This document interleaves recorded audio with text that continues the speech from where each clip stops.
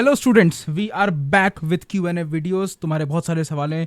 मैंने तुम्हें बोला था #AskDevanshu करके सवाल पूछना। तुम लोगों ने बहुत सारे सवाल पूछे, तो इस वीडियो में उन सारे सवालों को कवर करेंगे एंड लेट्स गो। पहला सवाल रज रावल 1116 ने पूछा है, भैया मैंने 9th का सिलेबस समर वेकेशन में ही कंप्लीट कर लिया। अब मैं 11th का कर रहा हूँ फुल लेंथ लेक्चर के साथ, पर मुझे बुक्स समझा डिफाइन कर दो प्लीज। रिप्लाई भैया प्लीज। तो Neeraj, this is my reply to you. पहली बात तो अगर तुमने 9th का सिलेबस वेकेशन में ही कंप्लीट कर लिया है और अब तुम 11th का करना जा रहे हो, कॉन्ग्रेचुलेशंस, बहुत बढ़िया। लेकिन तुम्हें कुछ किताबें लगेंगी जो कि तुमने पूछी भी हैं 11th के लिए। अब मैं ये कंसिडर कर रहा हूँ कि तुम्हें 9-10th आती है तभी तुम 11th के ऊपर बढ़ रहे हो। तो मैं 11th की किताबें बताता हूँ। सबसे पहले फिजिक्स में आते हैं। फिजिक्स में 3 किताबें करनी है अपन को। सबसे पहली HC Verma volume 1। Volume 1 is what, जो तुम सोच रहे हो वो वाला नहीं। Volume 1 for HC Verma which is for class 11th, तुम्हें वो करनी है। सेकेंड चीज तुम्हें उठानी है फिजिक्स की सिंगेज। अब सिंगेज में तुम्हारे जितने भी पार्ट्स आते हैं, काइनेमेटिक्स, NLM, इसकी सिंगेज उठानी है तुम्हें फिजिक्स की। थर्ड बुक जो तुम्हें लगेगी वो लगेगी तुम्हें अरिहंत की PYQs।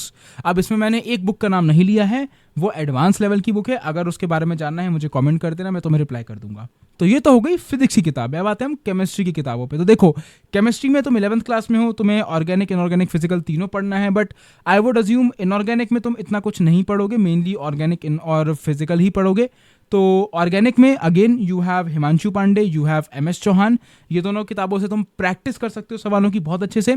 अगर मैं बात करूं फिजिकल केमिस्ट्री की, तो नरेंद्र अवस्थी, इससे अच्छी फिजिकल केमिस्ट्री की किताब मुझे नहीं पता, वो भी तुम इस्तेमाल कर सकते हो।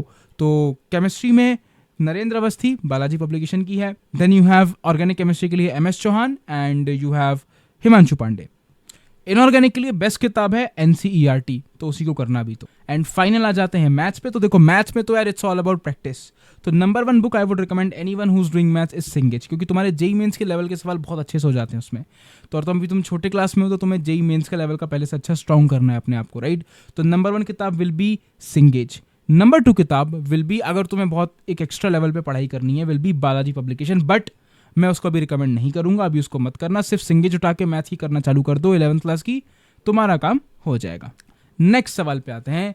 अक्षत देवतवाल X6M ने पूछा है, भैया प्लीज मुझे गाइडेंस की बहुत ज़्यादा ज़रूरत है। मैं बहुत लोअर कास्ट से आता हूँ, प्लीज़ आप क्या मेरी पर्सनली बात कर सकते हो। देखो अक्षत, और अगर तुम्हें भी ऐसा लग रहा है कि तुम्हें मुझसे गाइडेंस चाहिए या फिर कोई ऐसे IITian से गाइडेंस चाहिए, तो देखो ऑनेस्टली इतने सारे लोग हैं और हज़ारों में बच्चे हैं जो मुझे DM या मैसेज करते हैं फॉर गाइडेंस। होने के बाद भी अगर तुम्हें डाउट आ रहा है और तुम्हें सोल्यूशन नहीं मिल रहा है, तो ट्रू मेंटर का इस्तेमाल करो। ट्रू मेंटर क्या है? तुम्हारे लिए तुम्हारे भैया ने एक ऐसा प्लेटफॉर्म बनाया है जहां पे तुम 9th क्लास के बच्चे एक एक्चुअल IITian से, IIT Delhi, IIT Bombay, IIT Kharagpur, IIT Guwahati, IIT Kanpur, India के टॉप IITs के एक्चुअल IITian भैया से इंस्टेंटली कनेक्ट कर सकते हो। इंस्टेंटली मतलब अभी मेरा ये रिमोट है, तुमने बटन दबाया, 20 सेकंड में कॉल पे बात हो जाएगी, 20 सेकंड में चैट पे बात हो जाएगी, क्योंकि वो ऑनलाइन रहते हैं।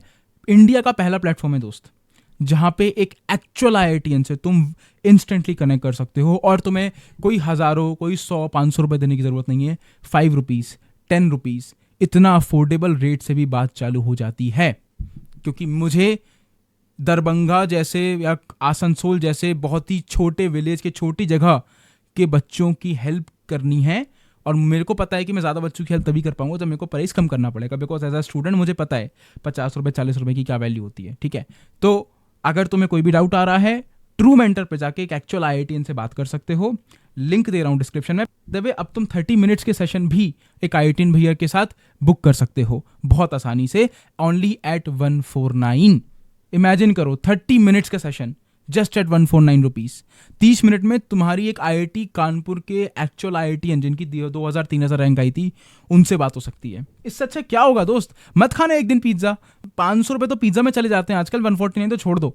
तो अगेन पहले पूरा वीडियो एंड तक देखो, उसके बाद ट्रू मेंटर को देखना जरूर। तुम्हारी ऐप लिस्ट में, अगर तुम्हारी वेबसाइट लिस्ट में ट्रू मेंटर नहीं है, तो तुम बहुत ज्यादा पीछे हो अपनी IIT की रेस। अगला सवाल हर्षित.रखियानी ने पूछा है, आज का #AskDevanshu भैया।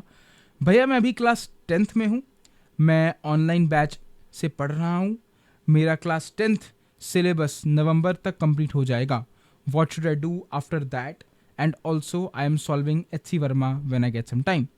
तो हर्षित, ऑनेस्टली बताऊं, तुमने अपने सवाल का जवाब खुद दे दिया है। जब तुम्हारा सिलेबस कंप्लीट हो जाएगा तो तुम अभी क्लास 10th में हो, तुम्हें 10th में one of the most important thing for you is class 10 boards. अब मैं ये नहीं बोलूंगा कि बोर्ड्स की कोई वैल्यू नहीं है, रियलिटी में देखोगे तो क्लास 12th बोर्ड्स की भी कोई इतनी वैल्यू नहीं होती, 10th बोर्ड्स तो छोड़ ही दो। लेकिन 10th बोर्ड्स में अच्छे नंबर लाना एक बहुत ही अच्छा सिग्नल होता है कि तुम IIT में बहुत अच्छा परफॉर्म कर सकते हो।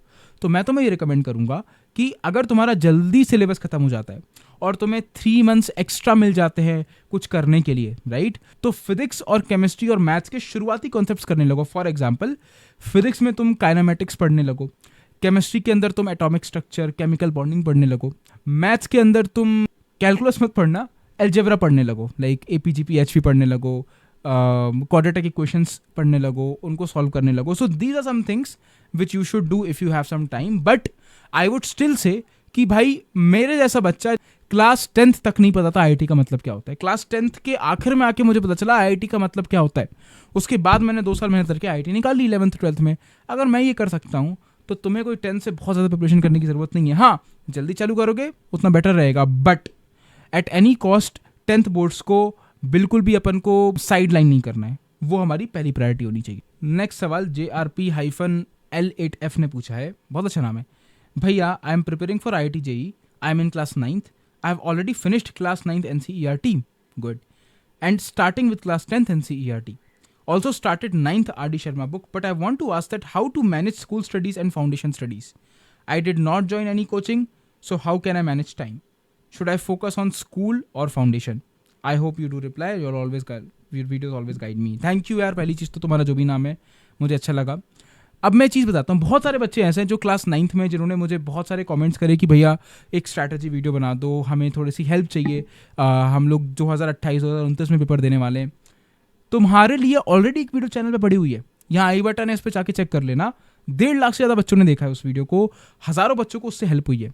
तो तुम्हारा टाइम वेस्ट ना करते हुए इस वीडियो पे जाके उसको चेक कर लेना, तुम्हारा सारा डाउट्स सब कुछ तुम्हारा क्लियर हो जाएगा।